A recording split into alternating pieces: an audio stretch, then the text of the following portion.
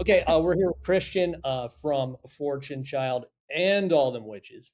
Yes. We'll get to both bands, but we'll start out with some Fortune Child questions. I'm a pretty new fan of Fortune Child. I just started listening like a few months ago. Um, I saw you play with All Them Witches down at the Burl in August. Oh, nice. Yeah, man. That was a fun show. Dude, that was a great show, and I've been ranting and raving about it because we kind of in our circle we're kind of like always complaining about the concert ticket prices and stuff, Yeah. and how everything is getting so expensive and just going to a show, and I'm sure being in a band is expensive too. I'm also in a rock and roll band, but we're just now starting to dip our toes into the live scene. So but yeah, it's getting pricey for consumers. So the one thing I loved about that show down at the Burl in Kentucky was it just felt old school to me, man. I mean, tickets were like $30, Yeah. beers were $6, and two awesome bands, and it was like going back in time. I haven't been to a show like that in a long time, so it was cool to see that.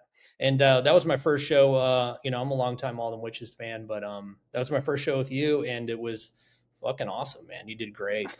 Thanks, man. Fit right, Appreciate it. fit right, fitting right in with those guys. Have you known them for a long time? I've known Ben for a few years now. When he moved back to St. Augustine, him and I Mhm. actually worked in a studio together. We both ended up renting the same kind of co-renting a space. And that's Oh, how Fortune Child kind of started coming into the fold with Ben as engineer and kind of, producing as well in a way. And so we just kind of the relationship kicked off there. So we were doing a lot of studio work together and just kind of hanging, which was cool. oh, yeah, that's awesome. Yeah, well, I promised fortune child questions first. We'll get to all them witches, but I'm a drummer too, man. What I'm fascinated about with you is, and I'm fascinated with any drummer that sings lead in a band. I mean, that's crazy. Like I've been playing drums for 30 years, but I can barely talk and play at the same time. So I mean, I know how hard it is.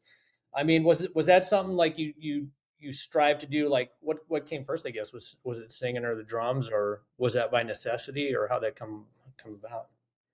Yes, and yes, and yes to all those questions. Yeah, My first instrument was drums in terms of just like picking up an instrument, but I've been singing like my whole life, in like school yeah, choirs and things like that. Um, but it did come out of necessity. But when we first started the band, we say we've been together about 3 years now. It's about accurate, but we were a four-piece, and I was just singing to start for the first like I don't know 7 months or something. Drummer left the band, and then we had a show, and it was like, well, what are we gonna do? And I was like, well, I drum, like I can without a doubt play the drums, but can I sing and do it at the same time? So then we jammed for like an hour at Buddy's house.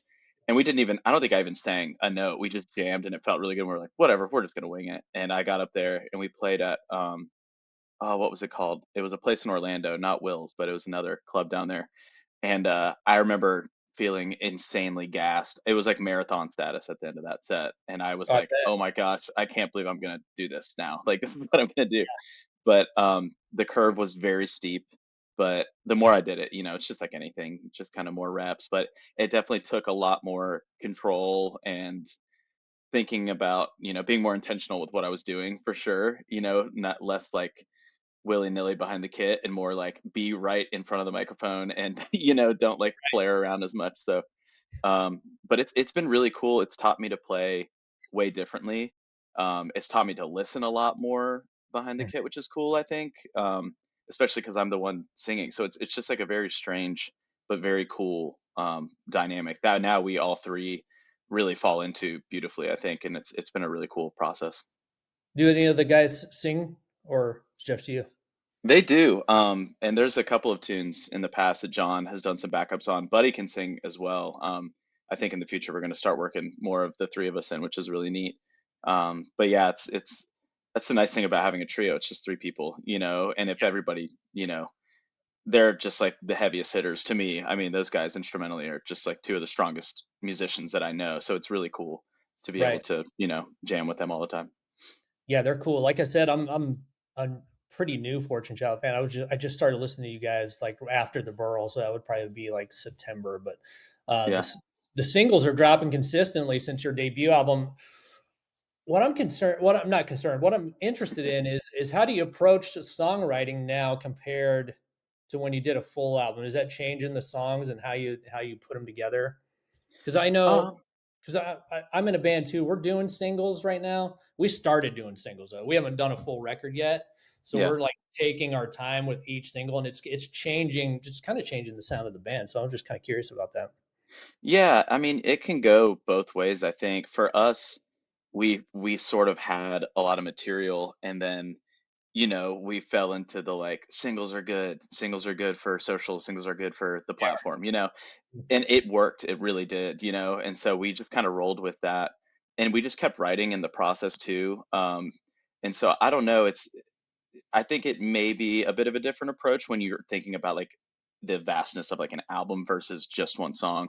Mhm. Um, but I don't think that's necessarily a bad thing. I think that like conceptually you can come up with a lot more cool, like, I don't know, if you really want to get down to it and do like a full concept, or if you want things to kind of weave in and out of each other and things like that, it's cool.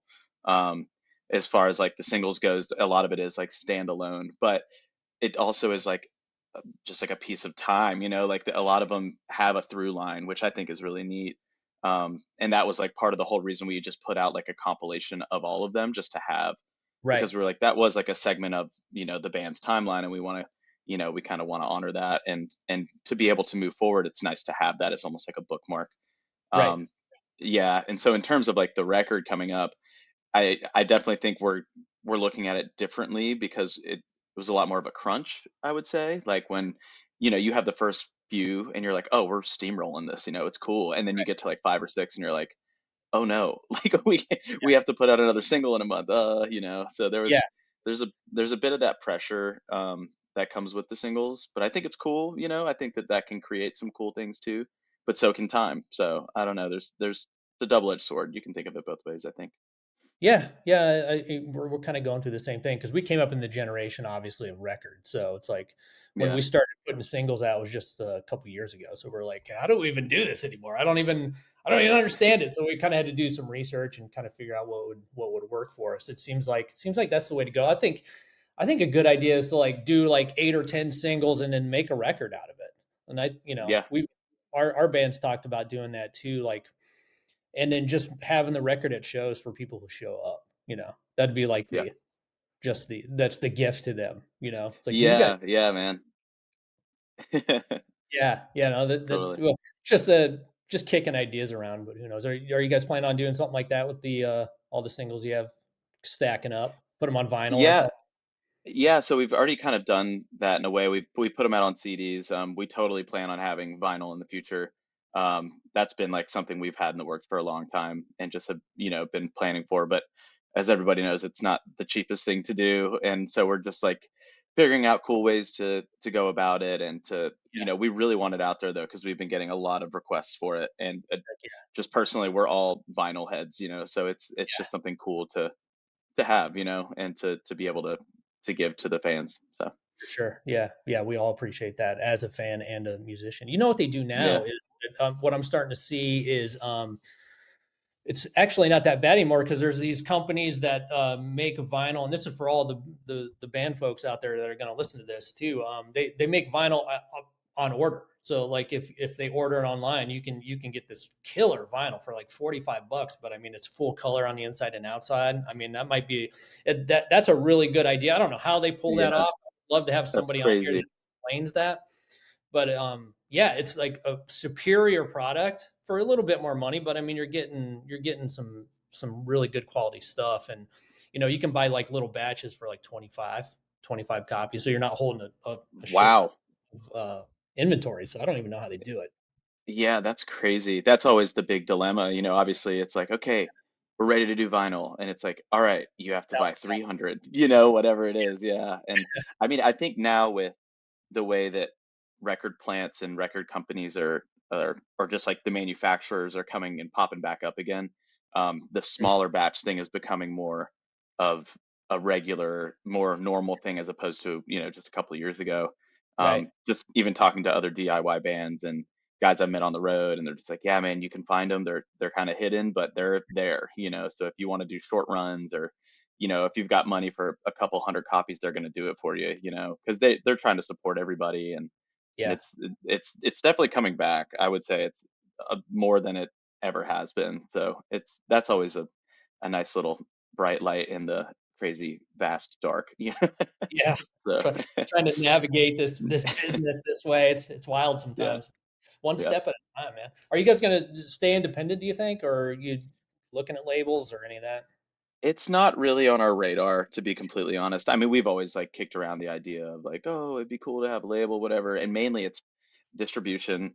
It's for, I don't know, booking and things like that, which that's, not even really in the realm of label. That's more just like an agent. But Right. yeah, more than anything else, just getting out and playing is what we're concerned with. So, I mean, this far, we've released our own music every single time on our own dime, just completely on our own. And it's kind of made the rounds and it's cool. And we've gotten some great opportunities so far. So if it's not broke, don't fix it. We're just going to kind of keep trucking. And then, For sure. if the time comes, basically, we just want to build the thing until it's like, okay, it's out of our hands. Like we need, Right. something, an entity or whatever. If it gets there, I mean, we're three strong-willed dudes, so I don't know. I think for a while we can kind of just truck on and kind of just let it ride out. So See what happens. Just yeah, run a little. exactly. I mean, I'm constantly bragging about, well, all them witches, but also a band like King Buffalo, who's building a little empire. It seems like Yeah, outside, man. and it's like, man, you guys are building a brand new studio in New York and Yeah. going out everywhere. It's like it's cool to see them doing that and doing it on their own. Yeah, and it's funny too when you talk to people because a band like that and a band like ACW, they've been grinding for years, and I love having conversations with people now, especially like being a part of the band, and they're like, "Oh yeah, I just heard about them, like really cool. Wow, they're like doing all this stuff," and it's like, yeah, but they've just been like, for Yeah, years, and it's been so much groundwork for both of those bands, and the way that they've been able to do that, it's like the utmost respect to those guys, because it's a serious grind, and to return to those fans and those different parts of the country, different countries in general, and just perform, night in night out, and to deliver every time. That's huge, and that it just speaks to the musicianship and the bands that they are. So it's very, yeah. very cool. Yeah, it's kind of a rare trait too to see artists that are well connected to the business side of it too. They don't let it eat them up inside. They're just getting their art out, but they're doing it with their own hands. A lot of artists, it just seems like they have that artist brain. Like me and my girlfriend talk about it a lot because she's an artist, and she's like, man, I just can't get engaged enough to promote myself. I feel dirty. Yeah, yeah, I it's tough. like it's a different world. It's like you beautify the world when you get your art out there. So that's just part of it. It is a little tough, but if you just do the mundane just so you can get to the jam. That's what I tell her. It's true, man. That's the battle we all face every day. It's like I feel so weird, like trying to come look at this thing that I made, and really it's like the Yeah, most personal thing ever, right? It's right. such a dilemma, and I think that that in a way is where entities, third party entities like labels and things like that. That's where they can step in, and I think there's definitely good scenarios where that works out, and I definitely think there are bad scenarios. We've all heard the horror stories and know Oh, people that have been in those situations, but I don't know. There's a way, there always is, and I think that if you have good intentions and if you're creating great art, like things are gonna happen, and it'll happen the way you need it to. So it's yeah, just a matter of figuring being it out. diligent and yeah, just being consistent too. It's a big part Yeah, of it. what's fulfilling your needs as an artist? I guess you kind of have to define what your tolerance is on the business side. Yeah, totally, man, totally. So your new live album, it's called Live at the Amp. It comes out this Friday the 21st. It was Yeah, man. recorded while opening up for the Crows. That blew me away because I mean the Black Crows are one of my favorite bands. And when I heard you guys were like touring with them, I was like, hell yeah, man! They're doing Yeah. like they have an independent band opening for them. It's one. I mean, what was that experience like, and what made that tour special for you? I guess. A lot of things. Just being on stage with a band like that is special. Just like it Yeah, didn't matter where we were, that was cool. But to be in St. Augustine, which is my hometown, like it's where I grew up, so yeah, that was huge, and so many people we knew came to the show, and just like such a full circle kind of moment of being like, I've been staring at the stage for years. It's one of those moments where you're like, one day, I'll get up there and play. Um, but yeah, it was an incredible show, and to be able to capture it live, like, and have it in its entirety was so cool. Shout out Jack Mock for running sound. He crushed it, and then Ben ended up doing all the mixing too. He was there right next to Jack. Cool. They both kind of tag teamed the live sound and then the engineering of it too. So it was just like a sick team. Wow. Um, but the tour was really cool. Just getting to be involved in just like a machine like that. We're three guys. We brought, you Right. know, two of our friends with us. We had a Yeah, photographer, we had a merch guy, of course. so Yeah, there's yeah. there's five of us rolling around, and I don't know, it was just really cool to see it from such a self-contained side. There was Right. somebody for every single department, every single thing you could think of. There was a head of this. There was go to this guy. There's Mhm. this one single person to take care of this literal one single problem. So Right. Yeah. it was overwhelming for sure at first, but it was very humbling, and it was also super eye-opening and like an amazing learning experience. Right. um so that it was really cool, and also they're super cool guys. Everything that you hear some crazy stuff about them just like hating each other. I don't know what the past whatever, but they were great, and they were so hospitable, and they were just like really cool. Chris would just come back and you know shoot the breeze with us after sets, like, what are you guys doing, what are you up to, have a Yeah. cocktail together. Especially after the St. Augustine show, we just hung out in the green room together for like an hour and a half, and Wow. we played him the new single that we just released, whatever that was, a month ago or so, and he was like tripping out over it, and it was just such a cool moment. We're just sitting there like, what the hell is happening? Like Chris Right. Robinson's just like sitting here, we're like listening to a song we haven't released yet, and he's like all into it. It was cool, man. So it was very inspiring, and it was definitely like a huge fire for us. I bet. um just being like completely DIY, nobody representing us. We got there kind of on our own sheer will, and yeah, I don't know, it makes us hungry for the next one for sure. So that it just feeds right into the record, and trying to Nice. just make better content, better music. Yeah, pretty cool. Did those guys like handpick you or how'd that work? Crazy story. So we were playing in Atlanta probably 2 years ago now, and we played at Smith's, I believe, Smith's Old Bar, I think is what it's called. Yeah, I've heard And that. we played with this band. Oh my gosh, I cannot believe I'm gonna forget their name right now. Andrew's gonna kill me. Anyway, Andrew was there. He was the guitar player in the band.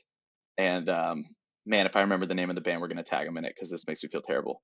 Um, Yeah, let me know. so I'll listen. he's yeah, yeah, they're awesome. They were such a cool band, and they played with us, right? And it was a small show. It was our first time there. Um, there was 25 people there or something, and they play their set. They were killing. We get up there and play, and Andrew, the guitar player, was like taking a bunch of videos, and he was like, "You guys are ripping! Like this is so cool. Can't believe I'm seeing like a band with drummer, frontman, like just so Right. different, just awesome." And we talked to him for like an hour after, and he was like, "I'm gonna send this to some of my friends." We're like, "Okay, cool."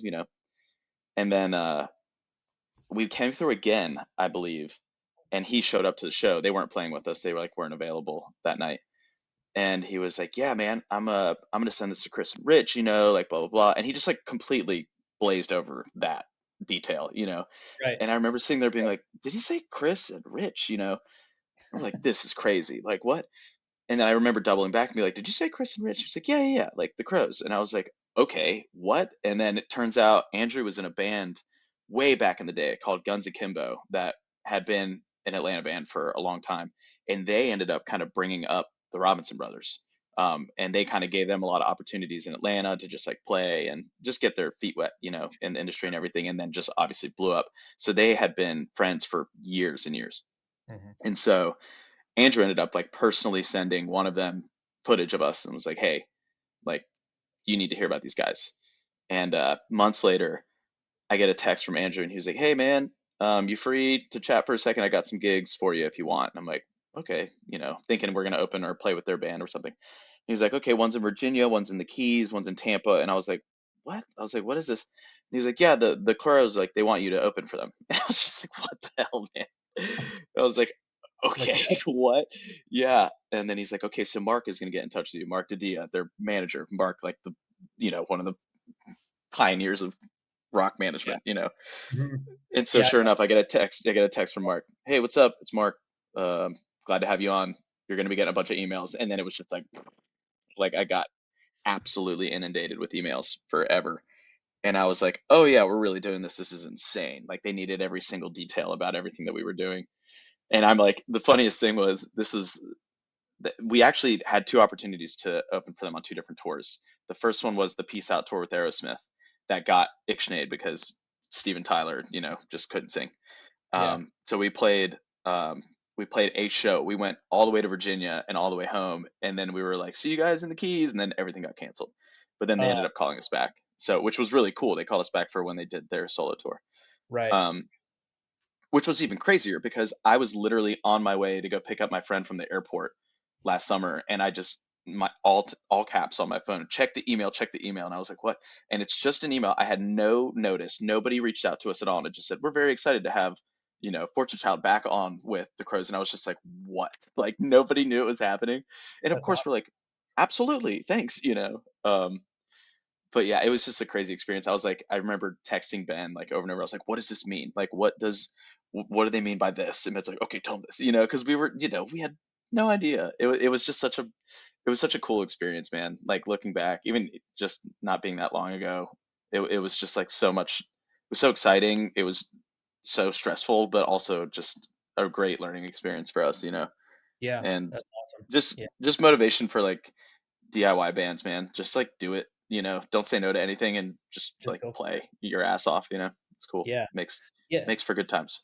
I mean, the Black Crowes too. I mean, Chris and Rich, like, I'm a huge they're probably my favorite band. I mean, maybe they're definitely top 5 for sure. Yeah. But, what I respect about those guys a lot, it's like, when they did break up, and go their separate ways, I mean, they would go down to playing like 150 seat rooms, like what we're playing, what I'm Yeah, playing, man. you're playing. And I saw Rich on his solo tour 8 or 10 times. And, a lot of times there wasn't a lot of people there. And he's like, he'd just come out and was like, we're going to play for 2 hours and just go for it. So to hear them when they're back and they're picking a smaller band that they understand, that they've done it Yeah. recently, you know, Yeah. they, Yeah. they 100%. so they're just the real deal, man. I just love that, and I love the fact that they picked you guys to play that. That was awesome. Hopefully they'll pick you up again. Maybe hopefully Man, soon. yeah, Yeah, I that'd hope be so. That great. would be sick. Or the pitches too, dude. We gotta get gotta get all ATW on once a couple of these I weeks. know, right? We got lucky. We did one together in Jacksonville. It was super fun. It was Witches and then GA20 and Fortune Child. Um, and I was like, it's in Jax. We got to do it, Yeah. and it was a really fun time. Yeah, it was a good time. Very, very fun. Speaking of Jacksonville, and I just discovered this about you guys because I was kind of researching the first record, and I saw that you worked with Kevin Elson, and I was like, where have I heard that name? And then I researched him, also a huge Skynyrd fan. I mean, first Yeah, 5 years, I'm a nerd with that original band. I've been listening to him yeah, since I was a kid. But he's a plane crash survivor. That's where I yeah, heard about that. yeah. There's another Skinner plane crash survivor like 40 minutes from us in Akron. His name's No Craig. way. I don't know if he ever told you about Craig Reed. That name rings a huge bell. Yeah, I'm sure he's Yeah. bought him up before. Yeah, but That's he was from crazy. Ohio and hooked up with the band in 1973 and just Wow. happenstance when they're on tour with the Who and they made friends and then he toured with them until the crash. So he was on that plane with Kevin. But I thought that was an interesting fact. Legendary producer, it turns out. I didn't know this. He worked with Journey and Skinner. So what was it like collaborating with him on that record? The Yeah. record sounds amazing. So anybody listening, go check out all the Fortune Child stuff. It's really killer. But yeah, how did that come about, and what was that like for you? Another kind of crazy, like I don't know, happenstance scenario thing. So there's this guy that we're really close with out of Jacksonville. His name's Brandon, and he's also a huge Skynyrd fan. And Mhm. he's known Buddy, our guitar player, for a very long time, for years and years and years. And we put the band together, whatever. We start playing, and Brandon's like, "You guys got something super special. Like somebody needs to hear about this." And he ended up getting in touch with Kevin, um, and being like, "Hey, man, like." This band is killing. You should meet with these guys and just like hear them out, talk to them, whatever. And I remember we went to a coffee shop in St. Augustine and we we sit down, and he rolls up in like this like insane car. He's got like a rollie on. I was like, who in the heck is this guy? And he was, I remember, because before we were Fortune Child, we were Danger Bird was like the first name of the band. And the first thing he says is his time, he's like, gotta change the name. It was like the very first thing he said, and I was like, It's okay, I like, guess we dude, gotta do that, you know? Okay, we're gonna do that, whatever. Um, but yeah, he's a really stand-up guy, super, super nice, incredibly knowledgeable. mhm, Um, it was a really cool experience. We did a lot of the tracking, all of it actually at Retrophonics in St. Augustine, in Jim DeVito's studio, who also, if anybody's listening, check out, the lore of Jim DeVito. He's done stuff for Petty, he's done stuff for tons and tons of people. He's been around for, been around the block. Um, but yeah, so we did a lot of it there, and then Kevin came in, did a lot of the, post, and it just was really cool. It was a really fun, collaborative experience, and to even just have a guy like him in the room was neat, to like hear him out and just little things that he would say, and it's just like, whoa, not something I would have ever thought of, but just, you know, his ears were on something like "Don't Stop Believing," dude. So I'm like, whatever you say, man. Like, yeah, yeah. yeah. No, I'm not gonna argue with you, man. Yeah, yeah, it was cool, especially for the first record of ours. It was neat. It was very cool um to have that as kind of like a launch pad, because we were really just figuring everything out. And Sure. now it's neat that we're kind of branching out, doing a lot of it on our own. Right. So I don't know, it's been really neat. It's been very cool, but having that in the formative stages, what I think was a great thing for us. Did you cut that record live pretty much, or did you how'd We you do this? did it was a lot in the same room. Yeah, now that if I remember correctly. It Um, feels like it. It feels like yeah, it to me. yeah, it was, yeah, totally. We were totally in the same room. I remember doing scratch vocals in the same room and everything. And then I think a couple of them we overdubbed, but yeah, the vibe live is everything, man. Like I Where think that it's our favorite records, like it doesn't lie every time. So I've tried it both ways, and me and my guys, we've talked recently. It's like let's just cut it in the room together. It just we're not the feeling just isn't as it's not the same. We can make a good recording separately, but it's like that's not how we are. So it's rock and roll. It's three piece, just like you guys. So it's like that's probably how three pieces should run, in my opinion. yeah, I mean, I think that it's the not I don't want to say the only way, but like there's such a thing to it, man. And like no matter how you cut it, every time you go back and you hear the live take and you're like, ooh, there's something about it. Even if it ends up not making it, there's just something special about Yeah, the energy of a take where everybody's in the same room together playing at the same time. yeah, It's for just sure. it's the way it's supposed to be heard. And I think that that's why it's such like a thing for us to hear it that way, in terms of being the musician and being the listener or both, it's a cool translation. I agree completely. And we're getting into the AI world now, so it's like Yeah, oh my gosh. conversation is like, well, Yeah. maybe we should keep it human and a little imperfect and, Yeah. not completely gridded out, you know. Um, there's been a lot of talk like that in my life for the last few years as far as music goes, Yeah. but Yeah. I think that's the go, man. Just keep it real. I think that's how it should be. And I think most rock and roll fans, even subconsciously, kind of, you know, they get down on that, A the hundred form. percent, man. Yeah. I mean and I think at the end of the day too, whether you are willing to admit it or can admit it, there's if you played something AI and you play something real, there's like an intangible that you just like can't recreate, and no matter what they do, and I get all the monetary crap that people are doing with it, whatever, cool, kudos, whatever, you're ruining it for everybody, but whatever you want to do. Right. Um, but yeah, I think that even with that, it's creating more space for great music, because it's it's creating that divide. It's becoming more apparent to me anyway. Like even just hearing stuff on the freaking radio, and then you discover a band, and you're like, there it is, like Yeah. that's real music, So I Yeah. don't know. I think in light of it all, it's creating a space, for more artists, which is great. So Yeah. I think you're probably correct on that. Yeah. I mean, even if you use AI correctly, it's like a little tool, but not as something that you're going to use to cheat. I mean, Yeah. make things a little better, but I'm trying to keep my, Yeah, totally. you know? I know. Yeah, me too. I mean, I've definitely heard, ways of people using AI that are great, not in like a, we're going to write an entire tune, and it's going to sound like this guy. Like there's definitely some actual tools that can make the flow and the process quicker. Mhm. That I agree with, because in terms of being in the studio, we've all been there. Like the faster and the smoother you can do things, the quicker you can move from idea to idea, the better. It's just like your brain, that kind of flow or stream of consciousness kind of concept where if you can just be like, oh, this needs to be there or this needs to do this, and you're able to just like fly it in. Okay, cool, let's move on, as Yeah. opposed to getting stuck on something and potentially like losing out in an idea that you could have had if you weren't sitting there twisting it out. I don't know, anything like that. But it goes both ways, I think, and I think it'll it'll work itself out.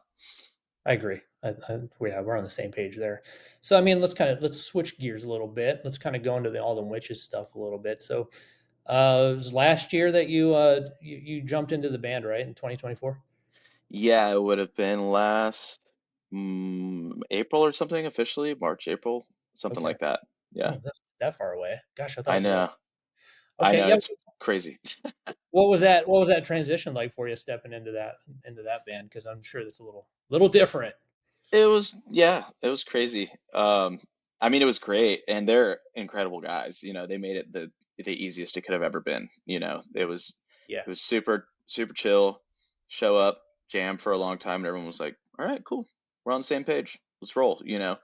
Um, at first, it was a big, I don't know if I'm allowed to cuss, but like giant oh shit moment. I was like, well, all right, like I guess I'm doing this. Yeah.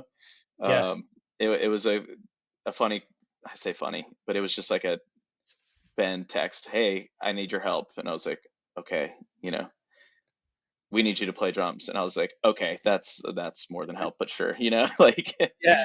to Like, wait, put that's a it light lightly. dude. Yeah. Yeah, yeah. But I went over, I immediately was like, okay, let's talk, we'll chat about it. And I went to his house and had a great chat, and it Mhm. was really cool. He was very, very adamant about like he understood that like I was in Fortune Child, and that was like a thing that we were pursuing really hard. And it Mhm. was so nice to hear everybody in that band. They were like, this is, you have a thing going on, this is what we're doing too, and like they're gonna stay in their lanes and we're not gonna impede on whatever's going on. So that was like immediately, that was my biggest anxiety right off the bat. I was like, oh my god, how? But they were right out the gate like, it's not going to be that way. You guys got your thing, we got our thing, we're going to make sure that stuff doesn't overlap, whatever. Which was immediately great. And then playing music with them, I was like, oh shit, it was very cool. um, just a really humbling and just like a very exciting experience to start. And then of course, like the first show we do is Psych Fest in Austin, which is like a festival I've wanted to attend for years because the Yeah. lineups are always just absolutely ridiculous. And I remember warming up, or just like I had my sticks in my hand, I was just being absolutely impatient and incredibly nervous. And I'm standing on the side of the stage and I'm like trying not to like think about anything, and I just like look up and it's like Jay Mascis playing drums with which I was just like, okay, cool. Yeah, I guess I'm doing this. Pinch Uh myself, man. yeah, yeah, exactly. But the show was great. It was really cool. The one of the coolest things I will say is the fans were so positive. Everybody was like, we're so stoked to have you. Like, thank you for continuing this.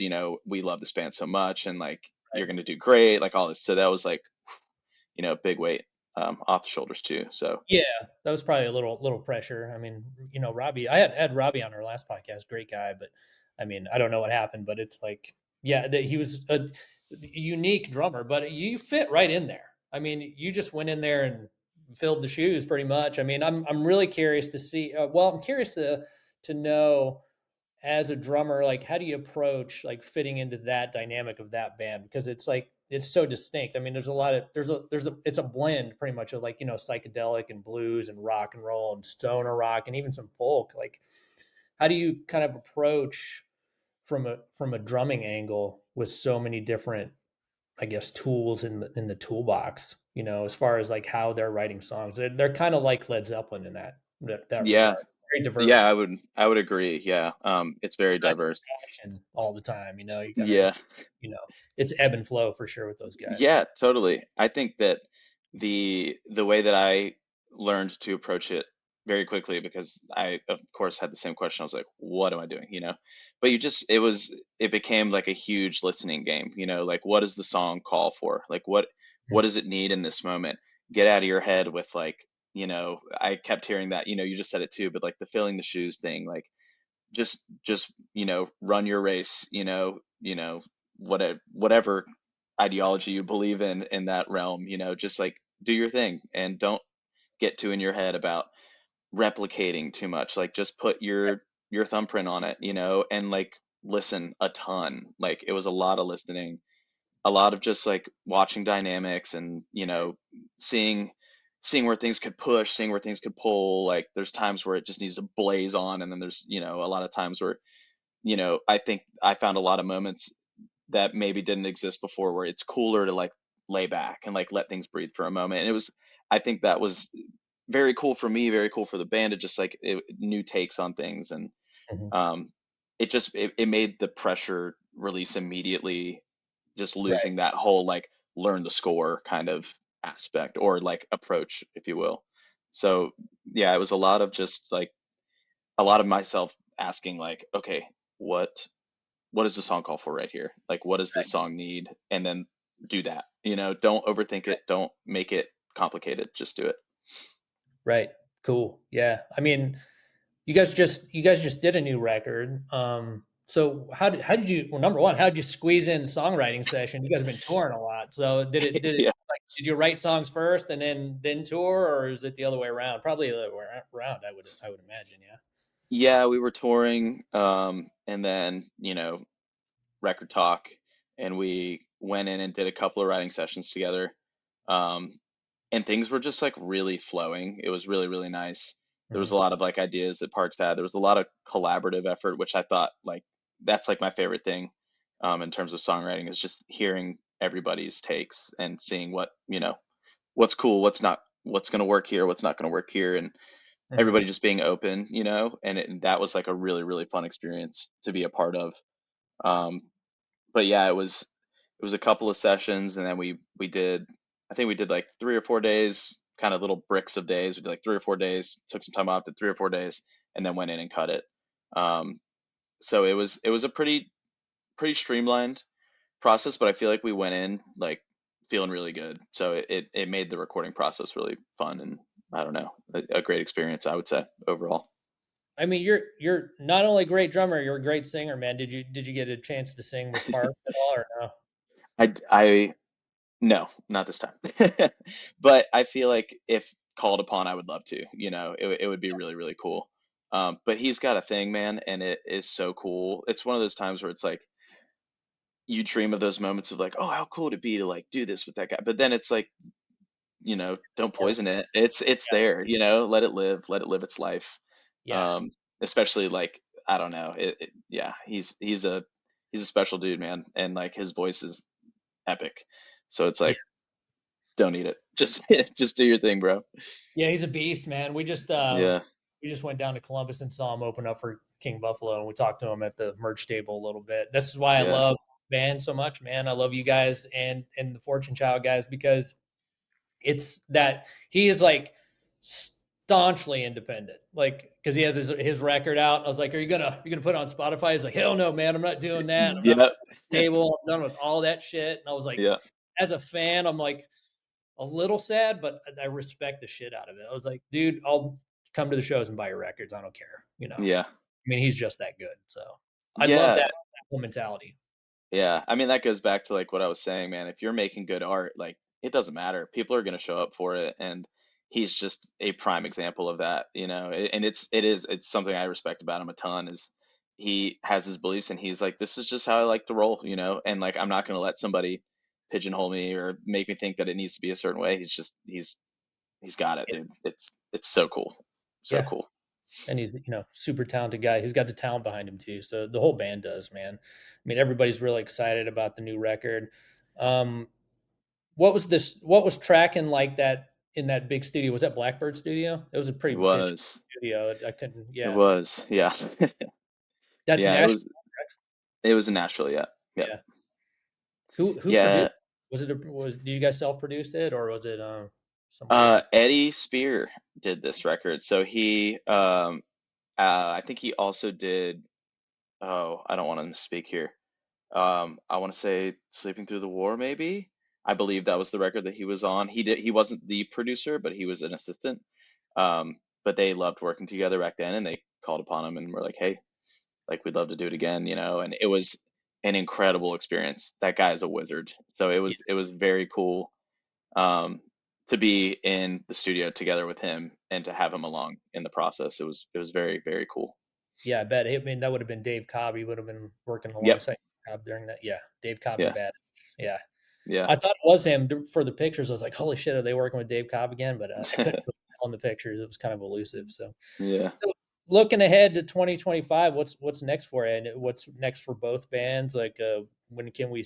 Do you guys know when the record's going to come out for All Them Witches, and what's going on with Fortune Child for 2025? Just trying to play for Fortune Child, you know, we just want to get out, play some shows. We got a lot of cool stuff. Obviously, we got the live record coming out. We have some other tricks up our sleeve, you know, that we're sitting on that we're excited to kind of unleash to. A2W Realm, yeah, new record. TBA date, have no idea at this point when that's Yeah, gonna happen. a little I'm early. excited when it does, you know, it's gonna be sick. But yeah, I'm just excited to kind of unleash it, you know, too. It's gonna be a cool thing. It's very neat to now in this process with them to like have my like true fingerprint on it, you know? Yeah, Like I've had the best time ever playing these shows this past right. year. But now for it to be like record time, you're on Yeah, the record. I was like, all yeah, right, here yeah. we go, you know? So it's really exciting and Game- I'm stoked, you know, for both. It's just I'm very, very, very lucky, you know, to be a part of two of my favorite bands, really. So it's cool, man. Yeah, I'm it's stoked. amazing. I mean, I've been watching your Instagram and I'm like, damn, he must be tired because it just seems like you're. Yeah, I love it though, man. I'm a true road dog at heart, I think. So I love it. Yeah, right on. Any extensive touring plans for either band? Or are you guys just doing like because a lot of bands now are doing like cluster shows, so they'll do like 10 and then kind of go off the road for a week and then go do 10. Or are you guys thinking about an old school kind of tour, like a 60 date, or like you just take what you get? Yeah, I mean it's easier to do those kind of cluster things now, man. Like it's more feasible. It just Yeah. makes more sense all the way around. I mean, of course, back in the day, like when you had the budgets and it's like take the Hmm. plane, you know, for 3 months or Yeah. whatever. But Yeah. yeah, I'm sure it'll be like for Fortune Child's sake for sure, more of those kind of weekend warrior situations where we can just go out, hit a Mhm. town for 3 or 4 nights, come back. Right. Um, we would love to do another, you know, big extensive tour like the one we just did in Europe again or something like that too. But yeah, it's just kind of time will tell. You know, I think that both are going to end up playing shows, and hopefully we'll be able to, you know, talk about them and figure them out soon. So Hopefully, you guys can come up to Cleveland because I heck love. yeah, man. I had to miss that Crow show. That was the first Crow show I've missed in I don't know 25 years probably. And this, I think that was the first one of the run too. I'm pretty sure was yeah, Cleveland. pretty sure It it was was. at the Hard Rock. Yeah, Was that what Northfield. that was? Yeah, Northfield. Yep, that was yeah, it. yeah. It's right down the road from me, but I had to miss it. Man,